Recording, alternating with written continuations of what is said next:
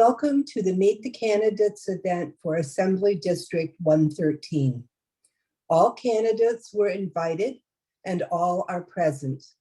This event was organized by the League of Women Voters of Saratoga County. My name is Donna Dardaris. I am a member of the League of Women Voters of Saratoga County, and I will be your moderator tonight. The League of Women Voters is a nonpartisan, volunteer political organization dedicated to the informed and responsible participation of citizens in government. The League never supports or opposes any political party or candidate. That has been League policy since we were founded in 1920. Membership is open to anyone who is eligible to register and vote, whether male or female. Please consider joining your local league. Before we start, I want to remind the candidates and our audience that the video taken tonight is the property of the league and can only be used by the league or licensed media according to FCC regulations. This event will be posted in its entirety.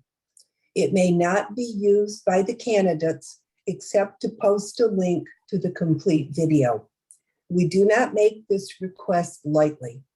We have had recent experiences where candidates or their supporters have used portions of our video or an audience member's own video against their opponents.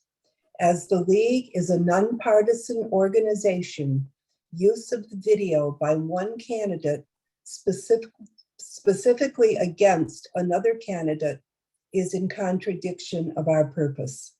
Additionally, this behavior would discredit us with candidates, making it difficult for us to sponsor future forums. All candidates participating in this forum have pledged that they will abide by our policy. Questions were sent to us by members of the community. League members reviewed and compiled them to be representative and to avoid redundancy. We reject any questions of a personal nature. Candidates, this is your opportunity to let voters know your stance on these topics and how you would address the issues facing the people you represent. Please don't waste valuable time tearing down or labeling your opponent. Deal with the facts. In your closing statements, absolutely no zingers. In other words, please do not put your opponent on the spot with no chance to reply. We have timers for this event. Cards will be held up for the candidates to glance at. Green means 1 minute. Do you want to show that, Kathy? I don't think. I'm sorry, I don't think the audience can actually see that. Green means 1 minute, yellow means 30 seconds left, and red means time is up. The candidates in alphabetical order by last name are David Catalfamo, running on the Republican and conservative lines, and Carrie Warner running on the Democrat and Working Families lines. Now it is time to hear their 2-minute opening statements. They have decided in advance who will go first, and the first person to speak will be David. Thank you, Donna, and thank you to the League for hosting this event, and thank you, Carrie, for participating. It's important that we have a chance to share our views. I ran for this office 2 years ago. Primarily why I got in at that time was because I was fearful of what was happening with our criminal justice system. And the truth is, if my opponent and our colleagues in Albany had fixed what is wrong with our criminal justice system, I probably wouldn't be running today. But sadly, my opponent and our New York City allies have succeeded in essentially flipping the criminal justice system on its head. Today, the rights of criminals are ahead of the rights of law-abiding citizens. And it's not just the bail laws, it's the discovery laws, it's raise the age, it's the HALT Act. It's an entire attitude that is corrosive, not just to our criminal justice system, but frankly to our society. It evades responsibility. My opponent, unfortunately, treats this issue like it's some kind of intellectual debate. But You know, this weekend I was going door to door in Glens Falls, and I met a corrections officer from Green Meadow whose story of almost getting killed in the yard and then having human waste thrown at him made me sick to my stomach. And folks, your eyes don't lie. You see it. People's lives are being lost and ruined because of our broken laws. That is why the Albany County District Attorney, a liberal, David Soares, has asked the governor, what does the body count need to be before you fix these laws? That's why the former Lieutenant Governor, Bob Duffy, called for a special session, which I've also called for. My opponent has not agreed to. And the mayor of the city of New York, Eric Adams, has repeatedly called for the past year for changes in these laws. Look, I believe the first responsibility of government is to provide for safety, and I won't rest until it's fixed. Look, in an ordinary time, that would be the most pressing issue. But sadly, today it's inflation. It costs an extra $770 a month right now to live than it did just a year or two ago. In New York, we pay the highest taxes in America. And I can tell you that I will be committed to making New York more affordable on every level. We'll talk about that more. Thank you. Thank you, David. Carrie, it's now your turn. Thank you. I'm Assemblywoman Carrie Warner, and it has been my privilege to represent the 113th Assembly District for the last 8 years. I'd like to start by thanking the League for their work in setting up this forum and my opponent for joining us. It is important that we talk about the issues and that we give air to our differences as well as to our similarities. Over the course of the last 8 years, I've developed a reputation for being practical, for being bipartisan, and for being effective. I've traveled the byways of this district. I've sat at kitchen tables. I've toured businesses.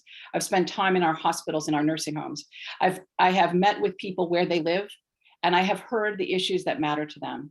And the work that I have done over the last 8 years is really directly derived from the things that I hear from them. So we've worked on jobs. I just this past weekend, the governor signed the New York Textile Act, which was my bill to bring manufacturing of textiles back to New York, to create jobs, create pull-through from our farms. It's an economic development bill. I've supported the Green Chips bill to bring semiconductor manufacturing back to New York State and to grow it right here in Malta. I have focused on the kind of healthcare issues that matter in our community, like making sure that you can have blood and blood products when you're being flown in an air ambulance to a trauma center. I've taken out regulations and taxes that have impeded the spread of broadband across our communities, which has impacted people's ability to learn, to work, and to receive healthcare. I've been practical, I've been responsive to my community, and I've been effective. And I look forward to a conversation this evening. Thank you, Carrie. Now it is time for questions. Candidates have up to 1.5 minutes to respond to questions. Candidates, you are not required to respond to any question. You may pass if you wish. You have 2 opportunities during the question and answer session to request an additional minute to either add to your response or to respond to something the other candidate has said. Just hold up your hand and say extra minute, and I will acknowledge your request. The timers and I will keep track of the number of extra minutes used. Questions will alternately be directed to candidates so that each one gets a chance to respond first.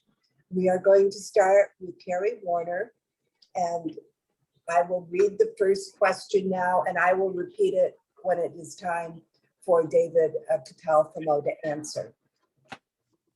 The question is, what do you think are 3 issues, including quality of life issues, that are important to our community?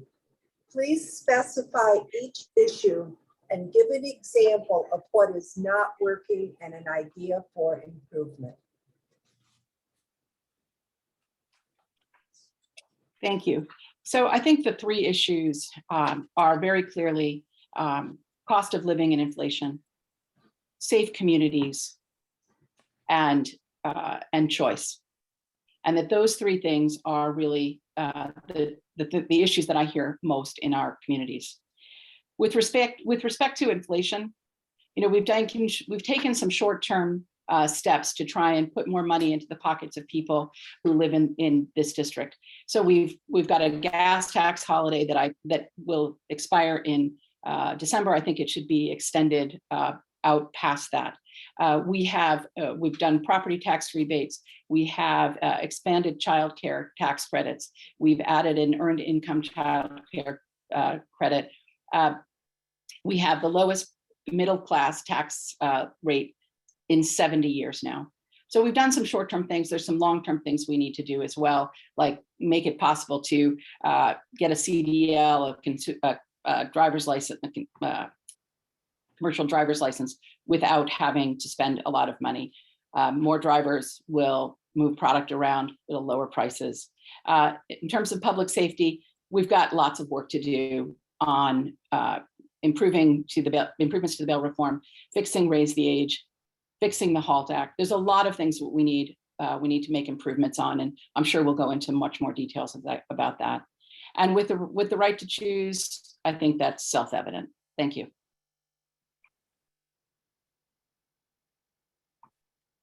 Thank you, Carrie. David, same question. Would you like me to repeat it for you? No, I could jump right in there. Okay. Yeah, so I would say that the three issues that I found in going across the district were inflation, public safety, and what's broken in Albany, which is a broken system, broken culture. Obviously, inflation is at a 40-year high. And sadly, what's impacting that more is the fact that New York State remains the highest state in the nation, highest tax state in the nation. And those taxes hit particularly hard at a time like this when we're already paying, more than whether we should because of inflation. So that's why proposals like my opponents to actually raise the price of gas through a thing called the clean fuel credit actually doesn't come at the right time. I'm not even sure that it would be actually effective.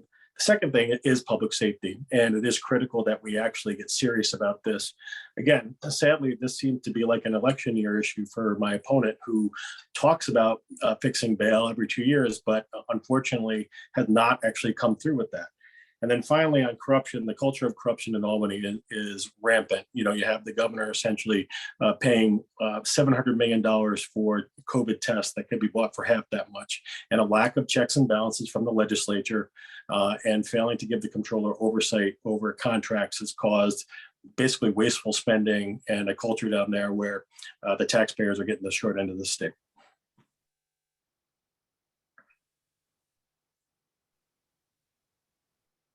Thank you, David. And David, you will answer this next question first. In New York State, there is a widespread shortage of quality, affordable childcare, including here in Assembly District 113. There is also a shortage of home care workers for the elderly and disabled. In your opinion, what needs to happen to correct that situation, and how will you work to make that a reality? That's an important question, and one that we actually just saw played out through COVID, where women were forced to leave the workforce in much greater numbers than men. They're forced to stay home with childcare. I could tell you we experienced it here in our house, where we have our baby, and the ability to actually get childcare and have it available throughout COVID was a real crisis.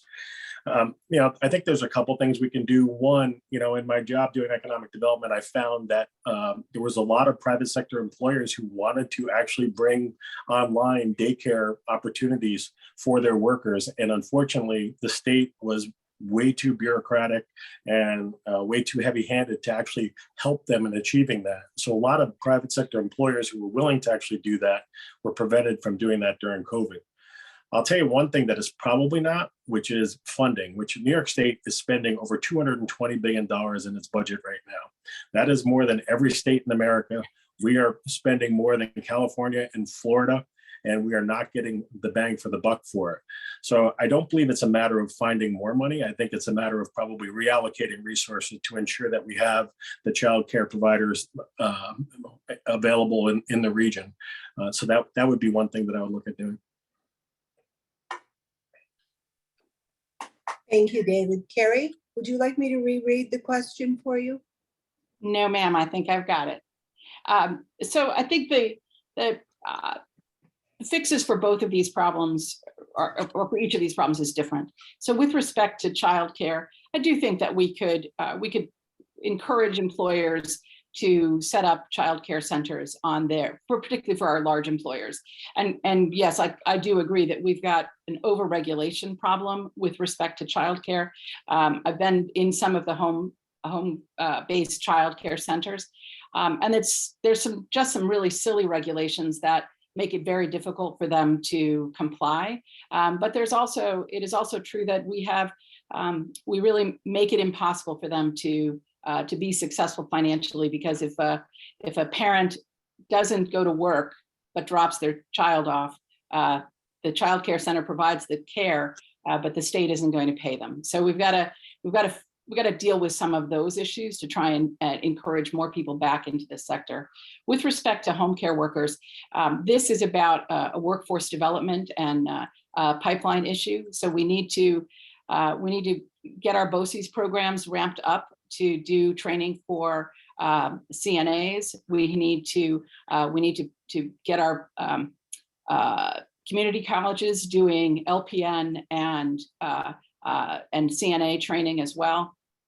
And then we need to work on reimbursement rates because the pay rate for home care workers is quite low, and we need to address that.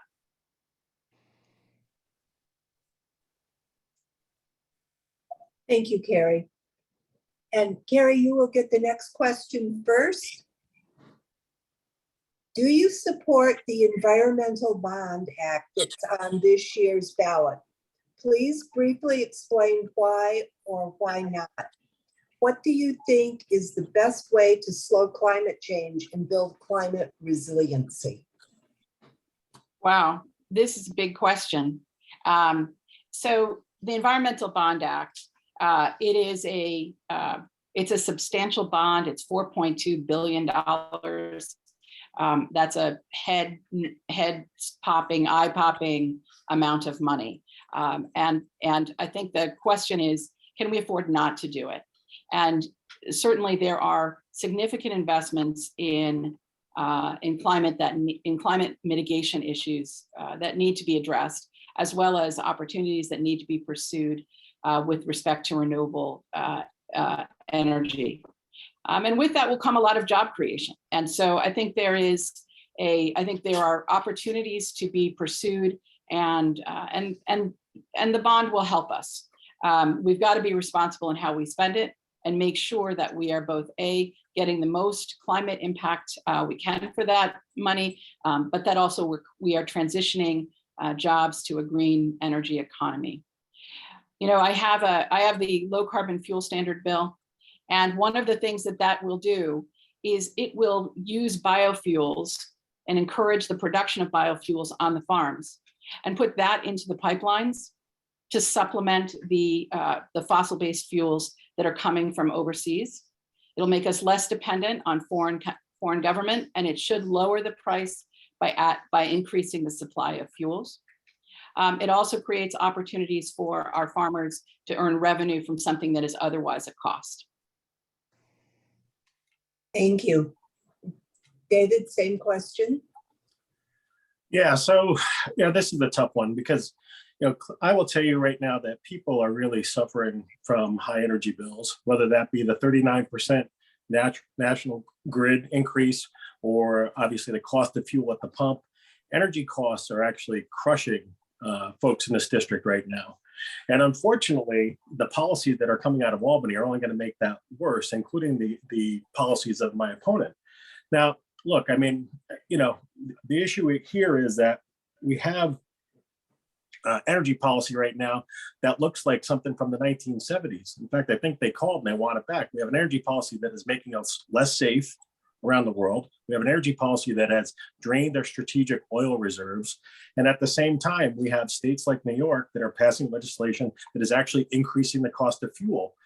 Worse than that, you have bills like the climate change bill, which I can't remember the acronym, but that essentially has it so that, in a few years here, we won't have natural gas hookups. We won't have the ability to buy a gas oven. You won't be able to have a barbecue grill outside.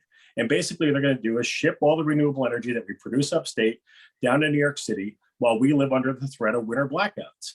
It's a broken, wrong-headed policy that is hurting consumers now in this district, and it's going to hurt them later down the road. And we really need to totally rethink our approach to climate change and to energy policy in this state, because it is completely backward.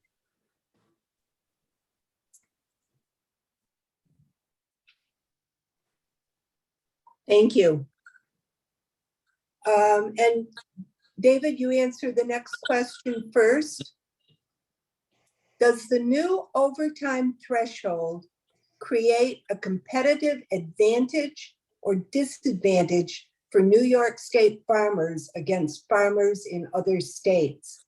How will the overtime threshold affect small farms in particular? Thank you. That's a really important question. The overtime threshold is a disaster for farms in New York. And that's not me saying it. It's an independent study done by Cornell. We will lose farms because of this wrong-headed policy. It is just like so many policies that have come out of Albany. It is driven by New York City interests that have not a clue about how things work in upstate New York, and nor do they care. And what I find even more particularly concerning is that we just came out of a period where during COVID, where we saw the fragility of supply chains and how even some food products were difficult to get. So here we are, we're taking actions that are actually going to reduce the number of farms and put our food security at risk. And it's something that we just came out of that we know is a problem. My opponent opposed this, but quite frankly, she opposed it much stronger after it was approved than before it was. And this is another one of the policies that come out of New York City, that come out of a conference that completely do not understand what is going on with upstate New York and how our communities work and what's important to us.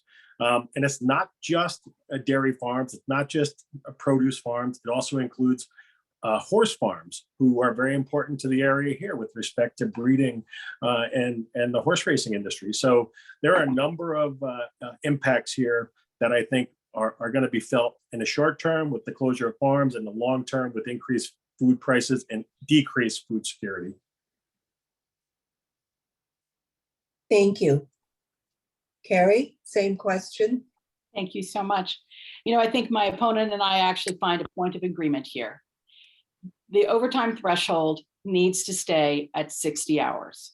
And I have said this from the beginning, that this is a wrong-headed policy. In 2006, Cornell did a study, and they asked the question, with the number of acres that New York has in production today and the crops that we grow, what percentage of our population can we actually feed a balanced diet to? And the answer in 2006 was 22%. Now, since that time, we have lost acres in production and farms have gone out of business. So that number is probably much smaller now than it was then. So with this policy of lowering the overtime threshold, here's what's going to happen. We're going to lose even more farms. And when we lose even more farms, there's less food that we can actually produce in this state. And the more dependent we are on food shipped to us from the western part of the country or from overseas. That is a very bad policy. I have said this from the beginning. And I will have to say that what my opponent doesn't tell you is that I brought in farmers from our region to meet with legislative staff, with other members, to try and persuade them against this policy. We weren't successful, but we're going to keep fighting, because this is wrong-headed. It's bad for our district and it's bad for New York. Thank you, Carrie. That's my red card, my yellow pencil. Okay, you're asking for an additional minute, right, David? Yeah, thank you. Okay, go ahead. And I think actually what we get to is sort of the heart of the matter here, which is that, my opponent's central thesis is that you send her to Albany because she needs to have a seat at the table. Yet on issue after issue after issue, that seat at the table is not rendering results, whether it be this bill the overtime bill, whether it be the concealed carry law, whether it be the bail law, whether it be, frankly, a runaway tax system, which is crushing the life out of upstate New Yorkers over and over again.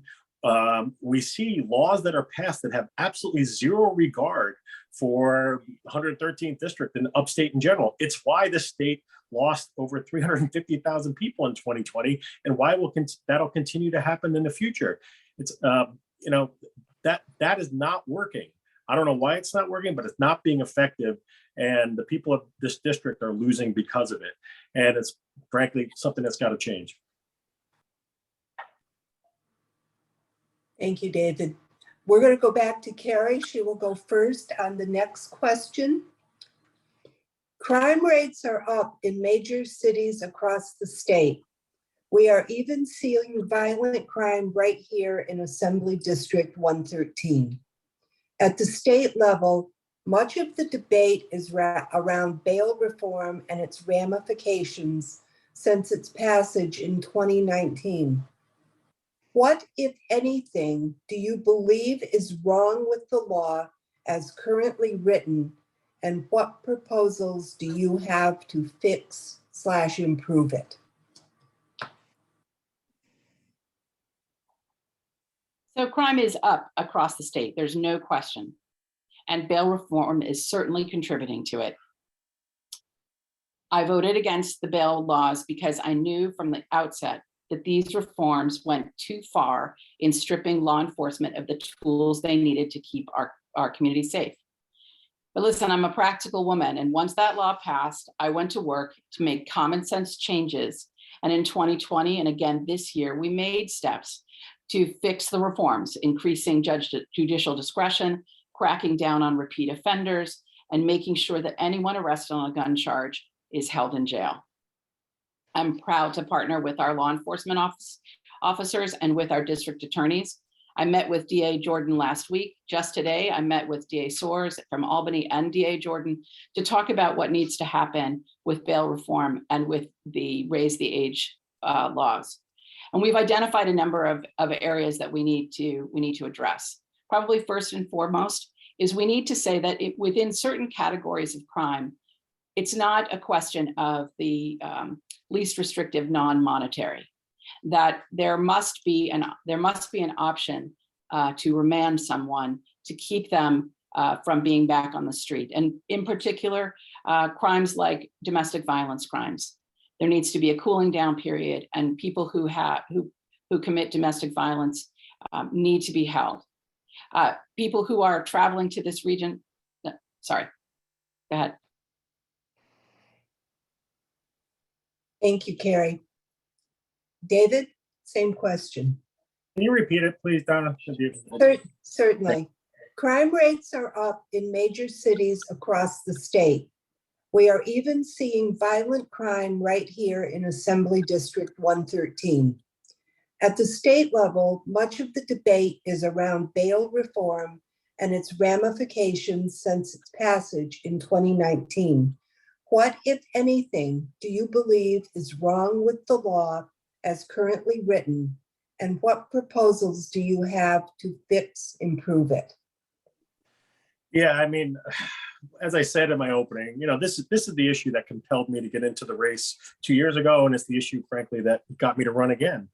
It's not just one law. It's not just the bail law. It's not just the discovery laws. It's not just the HALT Act. It's not just raise the age. Think about that. That is an entire culture of changing the way that our society looks at crime, and the results run deep. And I, for the life of me, I don't understand how elected officials can be so dispassionate about it while kids are getting shot in car seats. People are actually getting mowed down in our cities, literally mowed down in our cities. And we treat this like some kind of intellectual discussion. My opponent has had every position under the sun on this topic specifically. And earlier today, I saw a picture she posted of her meeting with one of our district attorneys. And, came home and I was like, oh God, I can't believe it. And then I said, well, you know what? I credit that district attorney for meeting with her 2 weeks before an election, because if I were the district attorney, I would meet with anyone, anytime, any place if I thought it would move the ball forward in making us safer. But what I don't approve of is the fact that my opponent's campaign is funded last time to the tune of almost $1 million by the chief architect of these laws, by the very chief architect of these laws. Think about that. So, she's all over the place. She's not consistent.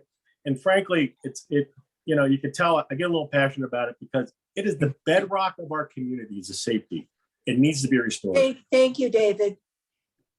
Okay, and you will go first on the next question. Do you believe women's access to affordable health care in all aspects is essential for our local communities? What should the legislature do to guarantee people's rights to bodily autonomy regarding such issues as reproductive health care and end-of-life care? Well, that's a lot. So let me start with where I am with respect to abortion, which is, I believe that that choice is between a woman and her doctor. I do not support late-term or third-term abortion. That is something that my opponent does. I believe that's an extreme position and actually out of step with most of this district. With respect to end of life, I don't support measures that are in Albany right now with that regard to euthanasia. I'm not there on that. What was the last question? I'm trying to answer this, Donna, and it's fulsome. I believe that was it. It's what should the legislature, people's rights to bodily autonomy regarding such issues as reproductive health care and end-of-life care. Yeah, and again, I do support a woman's right to choose up till the, like late term, I don't support, and obviously late term with respect to incest or something like that, or life of the mother, critical. Thank you. Thank you. Carrie, same question. I'm the only candidate in this race who has stood with the women of Glens Falls and this region and protested the fact that our right to seek abortion care and the full range of reproductive health care was stripped away from us. This is something our grandmothers fought for. This is something that for 2 generations women have counted on. And suddenly in the stroke of a pen, it's gone. We've taken steps in New York to protect a woman's right to seek an abortion and to seek the full range of reproductive health care. But we have to continue to be vigilant, because as we've seen, it doesn't take much in Washington for our rights to be stripped away. I'll just address for a second the question of late term. What is true is that by the time a woman gets to the 7th or 8th month of her pregnancy, her friends have thrown her a shower. She's set up the crib. She's looked at the mobile. She's thought about the names. The last thing she's thinking about is terminating her pregnancy. But then her doctor calls and says, you have liver cancer, and we could give you cancer treatments that would save your life, but it would harm the fetus. The doctor calls and says, you have your fetus has fetal abnormalities, that it's going to die in utero. And if we don't terminate the pregnancy, the sepsis will kill you. We have got to be aware that these are complex problems that are best handled in a conversation between a woman and her doctor. Thank you, Carrie. Okay. All right, Carrie, you will go first on the next question. Do you believe that improvements need to be made in the development of affordable housing options? How might you help? Thank you. We have, this is a great question, because housing is one of the impediments to growth in our communities. And what we're missing in the continuum of housing is attainable housing for people at all economic levels. So as we attract young engineers to jobs at Global Foundries or Plug Power or one of the other software and services companies. You know, what we don't have is housing for them, the starter homes, the classic starter homes, 1,500 square feet on a relatively small piece of land that get you get your first start of home ownership. So we've got to really focus on that category of housing. We'll always need subsidized affordable housing, but the piece where we're missing is that attainable first home. It's the downsized house that category is missing. I was named the Rural Housing Advocate of the Year because I've really focused on making sure that we have quality housing in our rural communities, and that we're focusing on home ownership and on keeping people in their homes as they age. So I think this is something that we really need to focus on, and where my efforts is on trying to make sure that we're encouraging the development of attainable housing for everybody. Thank you. David, would you like me to read it again, or? No, I'm okay. So let me start with finishing from the last question, which is that, you know, women's rights or access to abortion in New York. David, you Yeah. need to respond to the question, or you need to use another minute if you wish to respond to Carrie. Okay, I thought it was America. I could say where I wanted. Anyways, affordable housing. Let's talk about that.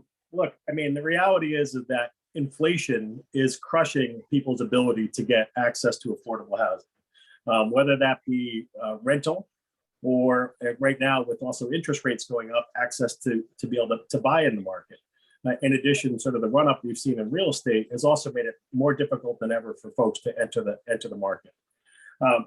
We have things to do with respect to making that more affordable, but it starts with lowering costs.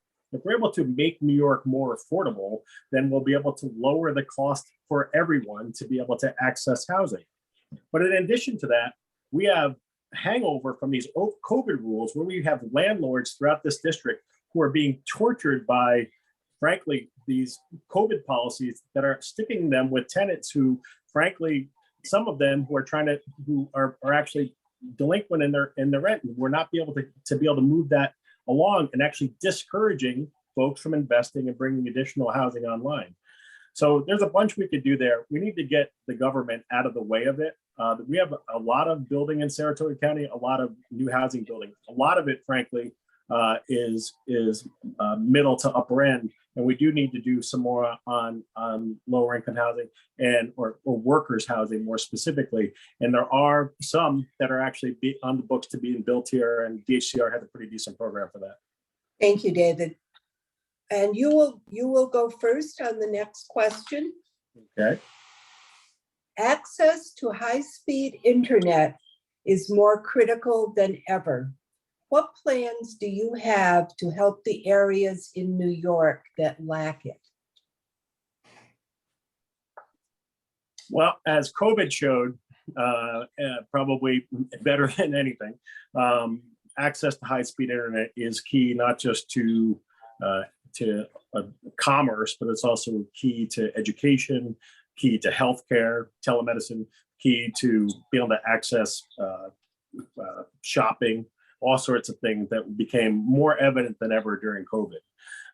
And one of the things that we also know is that our main suppliers of this utility have essentially kind of run out of sort of the ability or the desire to actually extend that service beyond where it's become affordable. So there are efforts underway, and I know that many communities have worked with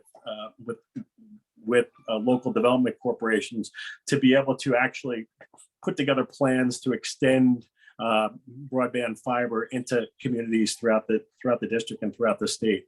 At the end of the day, I don't think that's going to frankly get it done. At the end of the day, I think that we're going to have to figure out a way to treat this as an essential service, because it's really much more like when President Eisenhower built the highway system that actually opened up the road to commerce. That was a public infrastructure. And I'm afraid that our private sector partners just aren't doing the job there, and that we're going to need to find a way to leverage partnership with them to be able to put in the infrastructure we need to make these critical investments, because it is absolutely essential to commerce and Thank you, to David. healthcare going forward. Thank you. Carrie, same question. So this is an area that I've really gone to work on. So I've spent a lot of time meeting with providers like Slick Networks to understand what is holding them back. There was a lot of money put into the broadband expansion program, and I asked the question, why didn't it go as far as we thought it would? What were the problems? And what I identified was that there were some regulations and taxes that really increased the cost per mile and made it much more difficult to get to a full build out of rural broadband. So we passed legislation 2 years ago now to deal with the poll make ready process and the additional costs that was driving. In this last budget, we got rid of the right-of-way tax. There was a DOT right-of-way tax that was impacting companies' ability to, in an affordable manner, deliver broadband. And we've got some more work to be done on the DOT requires a survey. That's just adding cost and time to the project. And, you know, this is one of the areas where New York is really getting its own way. So we put a lot of public money into it. We've tried to build some private partnerships, but we're getting in our own way. And I've been working on getting rid of the regulations and the taxes that are getting in the way so that we can get a full build out across the state. Thank you. Okay, and you go first on the next question. In New York State, every child is entitled to a sound basic education, but many of our schools are underfunded. Poorer communities are especially affected, and the COVID pandemic has only made the situation worse. What measures will you support to provide equal educational opportunities for all children? So over the course of the 8 years that I have been in office, we have delivered record levels of foundation aid and education funding to our schools. We have adjusted the foundation aid formula to make sure that more of that money goes to poorer communities. We have modified the formula to be less dependent on land values as a measure of wealth, and more focused on income as a measure of wealth, as a way to ensure that funding is going to poorer schools. We have locally elected school boards, and their job is to create budgets that ensure that they are delivering a sound basic education to their students. And I think that we're very fortunate in the 113th Assembly District that we have amazing quality schools, from our smallest schools to our largest schools. They are graduating, they have high graduation rates. Their kids are going on to career or to college or to the military, and are coming back successful, having been prepared for what's next for them. We've made investments in CTE programs to provide alternative pathways to graduation so that kids don't have to feel tracked into a college path. If that's not where their heart is, they can pursue a trade. And so I think we're very fortunate in this region, but I think there's always work to be done. Thank you, Carrie. David, same question. Would you like me to reread it? No, I think we're good. Thank you. So yeah, I guess we can agree on one thing, that we provide record levels of funding to education. In fact, New York State provides record levels of funding for everything. We have a $220 billion. We're providing more funding for education than practically every state in America. Unfortunately, our outcomes are not matching that at all, not in the least. And during COVID, what we saw was policies unchecked by the legislature, because my opponent and her colleagues in the legislature completely checked out, that actually put our kids behind the eight ball. And when I say kids, I mean, I'm talking about kids who depend on going to school to eat, to get breakfast, to get lunch, let alone learn. Those kids were stuck at home, some of them without broadband, some of them in households which could ill afford to keep them home, and they weren't brought back, and that hurt them. And we knew this for a long time, and yet that policy was allowed to continue.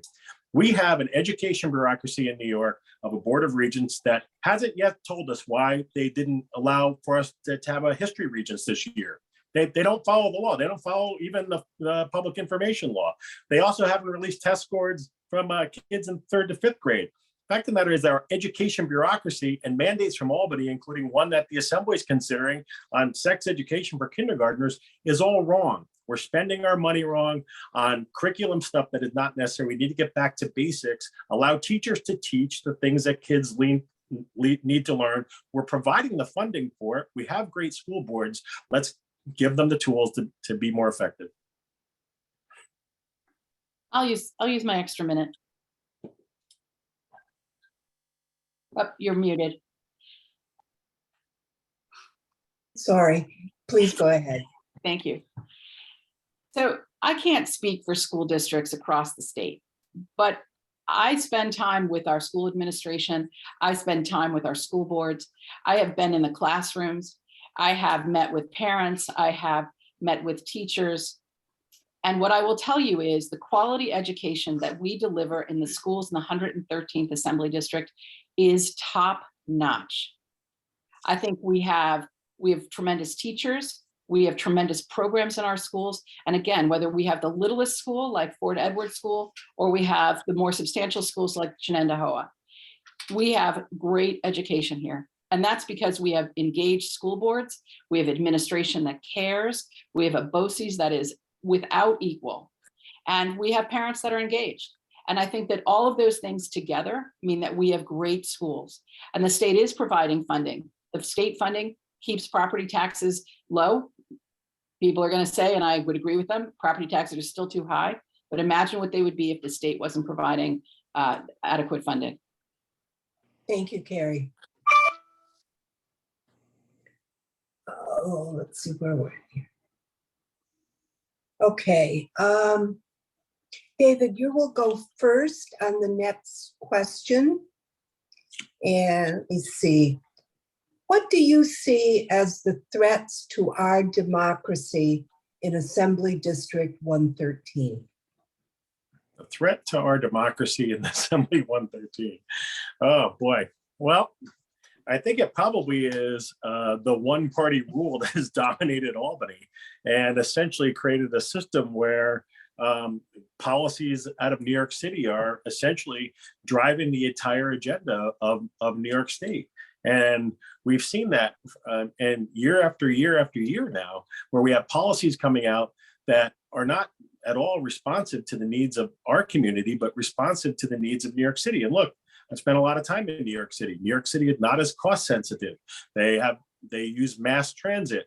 They have all kinds of different needs, but that's not us. And so the thing that's going on here is that people here feel as though their rights have been ripped away from them. Think about the concealed carry law that was passed by the legislature and the governor, and they knew it was unconstitutional. They took away the rights of a bunch of law-abiding gun owners so that they could tell everybody in the rest of the state that it was all about making us safer, when we know for a fact it wasn't, and on issue after issue after issue, whether it be on bail or on energy, we have policies that are driven to cater to one part of the state at the cost of the other. My opponent votes with those folks 94% of the time, and we are the ones who are essentially feeling it.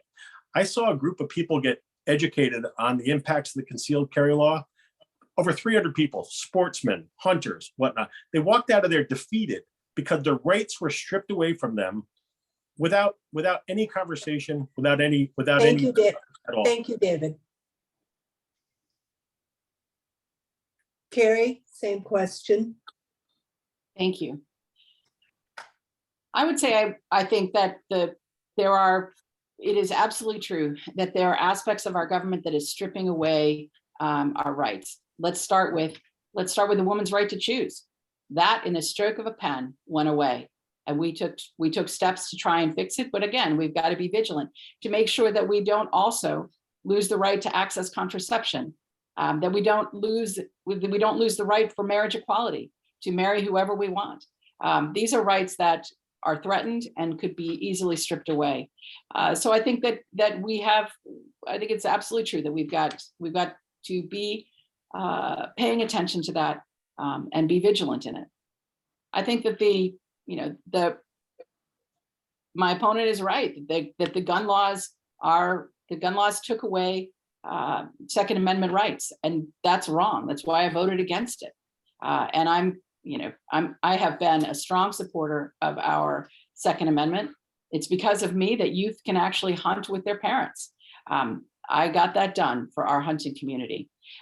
There are many ways in which we erode the rights of individuals in this state, and we've got to be extra vigilant to make sure that doesn't happen. That doesn't happen. Full stop. Thank you, Carrie. And I should probably have announced before that question that it was our last question of the evening, and we're ready to move on to closing statements. The candidates, I want to remind you, you have no more than 1 minute for your closing statement, and we are going to start with David, please. Thank you. Over the last hour, you've heard us both speak about issues. And I'll tell you, most oftentimes my opponent sounds reasonable. But let me say, how you sound, what you talk about, and how you vote are two different things. My opponents voted 94% of the time with the New York City radicals who are opposing their policies and their values on the state. My opponent has chosen to align herself with the urban Democrat agenda, which she did when she actually weighed in on the redistricting of this district to get rid of every farmer, sportsman possible and take the city of Glens Falls with a more urban agenda. And that is why she stepped up and protested the farm overtime laws after it was approved. That's why she's flip-flop on bail laws. That's why she's for a climate change bill that would ban natural gas hookup, the sale of gas ovens, make barbecue grilling illegal, and ship renewable energy produced in upstate to downstate while we live under the threat of winter blackouts. That's her record. Simply put, Carrie Warner is not the same person we sent to Albany 8 years ago.